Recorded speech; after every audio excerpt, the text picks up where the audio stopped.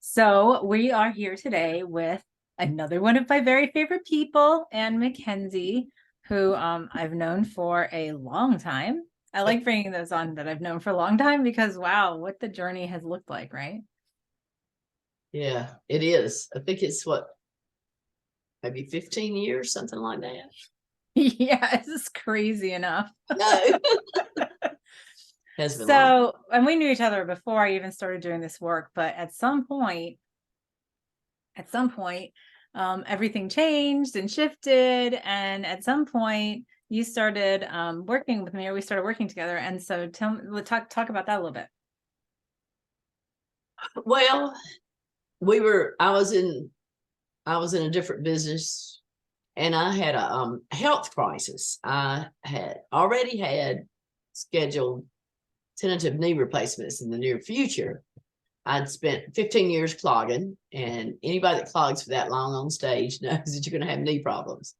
So I had regular arthritis, but they were worn out, and that was all fine. And I was making do. And then I went to bed one night and woke up and I couldn't walk. I had autoimmune or inflammatory arthritis hit me overnight. And I literally had to get my son to help me get out of the bed. So I was in a lot of pain. I was going to an ortho doctor who wasn't doing anything for me. I was just trying to figure out how to get through the pain, not sleeping. And it was a 24/7. So Angela said, well, let's do a guided meditation. You can do a guided meditation. I'll send you one. I'm like, I meditate all the time. That's not going to help me because I've been studying this stuff since 88, meditation, Reiki, things like that. And I thought, I already know how to do that. So she sent me this meditation. Now, remember, I was in severe pain constantly. And so I listened to the meditation, and usually I just do my own thing, but I listened to a meditation. I'm not going to your heart center and opening it up. And I called her later on and I said, something's wrong. And she said, what? I said, because my head was bobbing up and down. I was bawling like a baby. She said, oh, that's good. And I said, really? She said, it meant you were really effectively meditating. And that was probably the first time after doing it for almost 20 years that I really fully got into a meditation and released the pain and everything that was going on. So Yeah, that was deep, and that was deep stuff. Because I remember being in the Trader Joe's parking lot and talking to you because you're like, "What's the matter? Something's wrong." I mean, it was sort of scary, but it really helped me relax and let go of some of the pain. And I thought, boy, I thought I knew what I was doing, but I don't really know what I'm doing.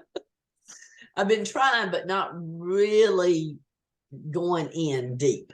So that was, like you said, that was like 20 years into you exploring all this. I started in 88 and I met you in 2007. So it was 19 years since I had started my meditation energy work on myself.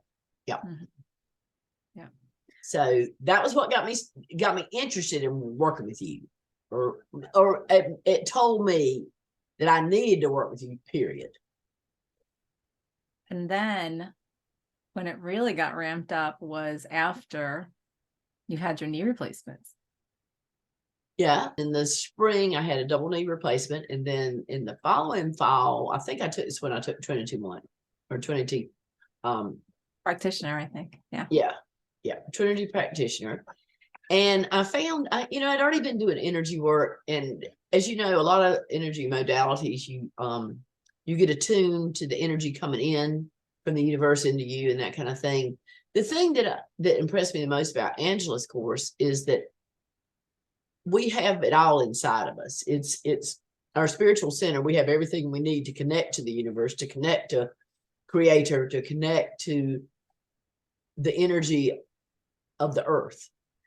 But instead of having to tune into an outside energy, you just bring it out from within.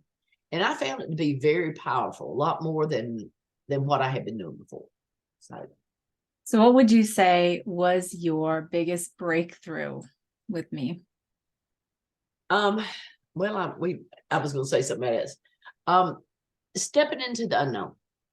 I've always been fairly confident, but I was, I'd worked in a lab 35 years, clinical lab, and I had retired and I had a 12-year-old son, and I moved to Raleigh, and I was, living off retirement and doing that. And I was trying to think about what I want to do.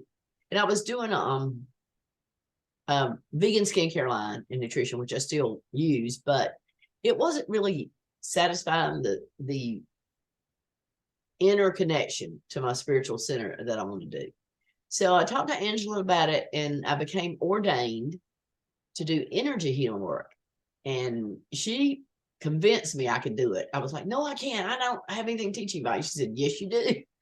So with her persistence and her support, I decided to do it, and got a website, started doing it, and I enjoyed it. But I loved doing it, but it was not exactly, I didn't think it was what I wanted. And for some reason, somebody asked me if I could marry them. And I thought, oh, no, I can't do that. I don't like public speaking.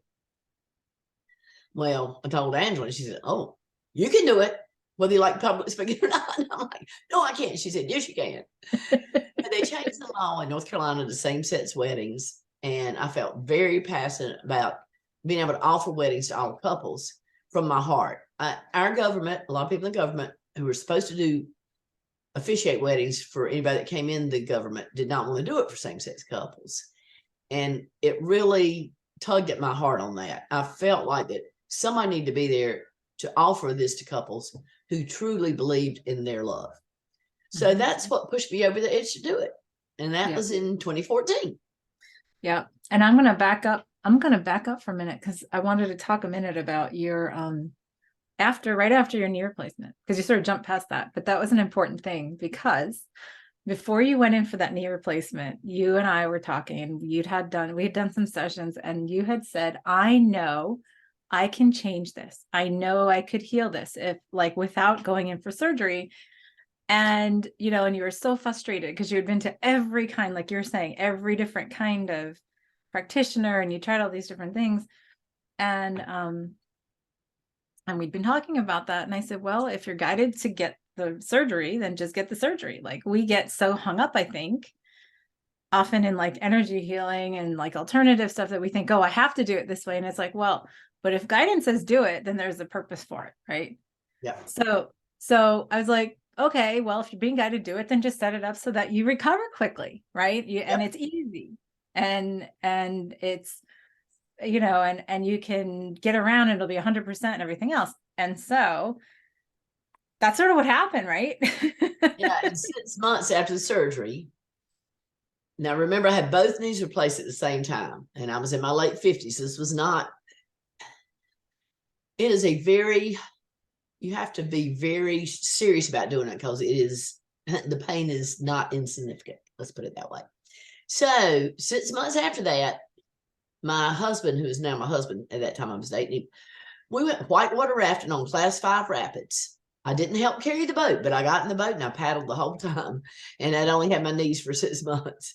And a lot of people said, what are you doing? You're so crazy. You're going to mess them up. And I said, the reason I did it is so I could do this stuff. I'm not going to stay home. Right. I said, that's my point. Right. So that was, I think I did pretty darn well. You did. And you recovered very quickly. And part of it too, that you had realized, right? Because that was when we also started working together very regularly during that period, right? Because why? You couldn't get up and go anywhere. Yeah. You would come to my house on a regular basis and working with me to help me get through the healing process, and to really learn to trust myself and that I could do it. Yes. And then you had discovered through guidance and everything else that was part of why the knee thing had been put in your place, right? Because and so we worked together for 6 months before I even took Trinity with you. Yeah. So, and it was all about slowing down, listening to what's inside. Oh, as my mother said, I was in a hurry to get here, and very quick delivery, and I've been in a hurry ever since. I have 2 years full speed into sleep. Yeah. And so you stopped yourself, which is a very common thing that we do, like when we create things like that. So and then it was awesome to see you just blossom once you allowed yourself that pivoting, right? That you allowed yourself to pivot into the being ordained and doing some energy work and working with people and stuff, and really sort of hit your stride. So Yeah, I got ordained about 2 years after the surgery. So it was in about a year or so after the Trinity. So it was really fairly quick. Yes. Yeah. So what do you feel your life, what do you feel in your life has been a direct result of our work together and what you've taken from me? Well, I can think of 3 things. My health, no, 4 things. I have to say 4 things. My relationships, how I deal with relationships. If I get upset, to stop and reflect back, what is this showing me about myself, instead of just telling somebody they're doing something wrong, thinking, why am I getting upset? So I really have gotten good about stopping and doing that. I think, well, of course, business. I mean, the business has become very successful, and I probably would not have done it if not for Angela, because I just didn't. It was stepping way out of my comfort zone. You work in a lab for 35 years and everything's controlled, and all of a sudden you got to go out and write ceremonies and do talks and tell love stories, and it's pretty intimidating. So and deep down I thought I could do it, but I didn't. My brain didn't think I could do it. So, and then the other thing is the peace in my life. It's with Trinity. When something gets upset, I do meditate. When something upsets me, I meditate, and I sit and really try to connect to myself, to my core, my soul, not just the body, just the soul, and let it go, and then try to look for answers. But I don't push it. I say, what's the answer for this? And a lot of times when I'm doing that, it just comes to me all of a sudden. So it's been those 4 things: health, business, peace, and relationships. That's pretty good. Well, yeah. And I mean, there was also a lot with your getting married. Like that was how long were you guys together before you got We were married? together 10 years before we got Yeah. married. Yeah. And is when you've been a widow for 18 and somebody's been um divorced for 25, you have to work on that a little bit. So we did, and we've been married 2 years, and it's worked out really well. So Yeah. And so, okay. So what would you say makes me different to work with than others? There's many others who do this kind of work. well, most people, most of the modalities out there, and I've taken quite a few, you're trying to connect to an energy outside yourself, or you have to do certain, I won't say chants, you have to do certain things to have it work, and certain ways to do everything. With yours, it seems more natural, because I just really get quiet and try to connect. And I mean, can almost feel the light coming up from the center of my body up and out. And just knowing that I don't have to do anything special. I just have to tune in to myself and really believe that I can do it and listen. And so that, I would think that's the biggest thing to me, as far as the advantage of this, because I've taken Reiki and Theta healing and all kinds of different things. And it's just, and they're all good modalities, but this has been more effortless and flowing. And I can go anytime and do it. Just right then I'm in. So Yeah. I mean, and that's been the biggest benefit. Yeah. And the biggest it's really a rehabilitation, right? That's really the biggest practice is getting Is the what now? the rehabilitation into depending on that. Yeah. And Is then letting it be believing in yourself again, which has always been there. You've always been able to do this, but who believes that they don't have to go outside to get something? They can just go inside and do it. Yeah. Most people don't believe it until they try it.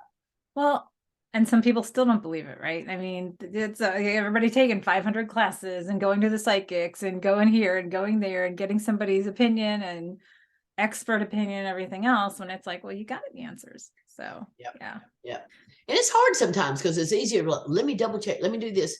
I won't say occasionally I might take out my pendulum, but not very often. Well, and that's the making it a tool versus a crutch, right? Right. Yeah. That's just because we like to be very tricky with ourselves. Yeah. So, all right. So what kind of person would you recommend to work with me?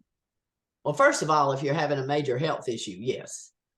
because even if you can't resolve it naturally, it can put you in a good frame of mind for surgery or for whatever's going through. And you know, your mind is so important in healing. The surgery didn't just heal me. My mind said I could do it, and I believed it in my heart, and that's what healed me, really. The surgery was a tool to get there. But you know, I'm sure you know people that had surgery, have done different things, and they didn't do very well.